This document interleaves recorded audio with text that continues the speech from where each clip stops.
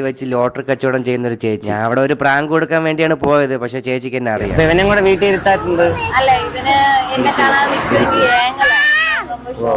ചില നേരത്ത് ഇതിലോട്ട് പോകും. അതെന്ത്?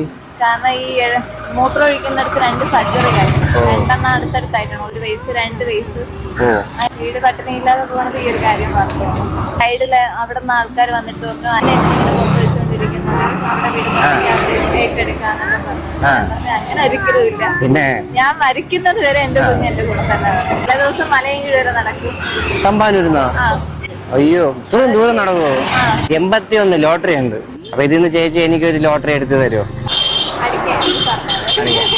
അപ്പൊ ചേച്ചി മൊത്തം ലോട്ടറി താ, ഞാൻ എടുത്തോളാം. സന്തോഷായോ? ഇത് പൈസ ഇപ്പൊ തന്നെ വേണോ അതാ ഇതിപ്പോ നാളത്തെ അല്ലേ? നാളെ അടിച്ചിട്ട് പൈസ ഉണ്ടാന്ന് നോക്കിയിട്ട് മതിയാ? പറഞ്ഞു പ്രാർത്ഥിച്ച് നല്ല സമയം എടുത്ത് പ്രാർത്ഥിച്ചിട്ട് എനിക്ക് തന്നാല്.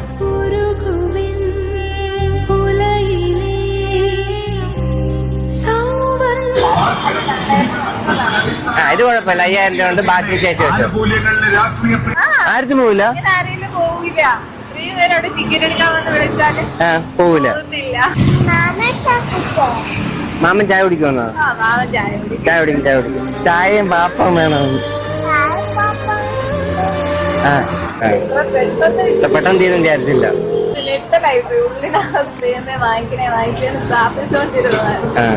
അവനെ കൊണ്ട് എടുക്കാൻ പറ്റുന്നില്ല ക്ലാസ്, ഭയങ്കര വെയിറ്റ്.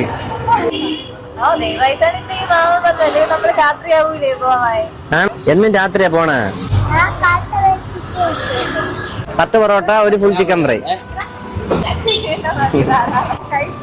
അപ്പൊ കറിയും കൂടെ എടുത്തോട്ടെ, ഒരു കറിയും. ദൈവം തന്നെയാണ് ഇതിപ്പോ എന്റെ വീട് എന്റെ ഫ്രണ്ടിൽ വന്നത്. അതെനിക്ക് വിശ്വസിക്കാൻ പോലും ആവണില്ല. എന്റെ പ്രതീക്ഷിച്ചില്ല. കാരണം എന്റെ മുമ്പിൽ ഇങ്ങനെ പെട്ടെന്ന് ടിക്കറ്റ് എല്ലാവരും ചോദിക്കുമ്പോ എല്ലാരും കൈയൊക്കെ കാണിച്ചിട്ടങ്ങ് പോവും.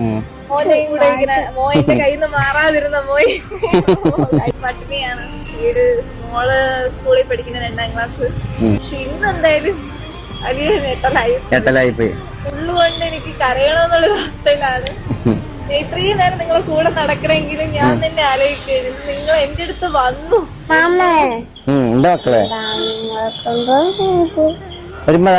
ഇതായിപ്പോയി.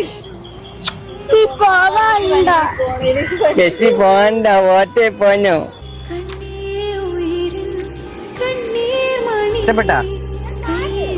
ഓട്ടപ്പിക്കോ